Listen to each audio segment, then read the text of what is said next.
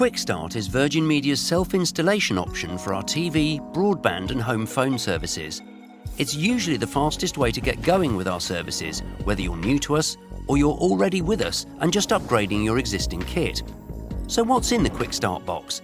Well, everything you need for the service you've picked: your kit, your cables and handy guides to setting up things yourself.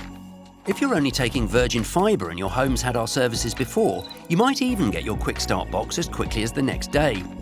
We can deliver the box to your chosen local Collect Plus point at a time and date that suits you, or you can get your box sent right to your door for £5 extra.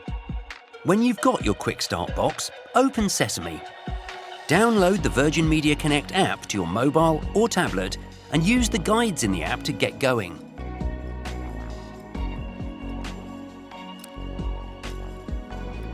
When you're all set up, use the app to scan your home and check for pesky Wi-Fi black spots. If the scan shows you need a Wi-Fi booster, you can order one through the app.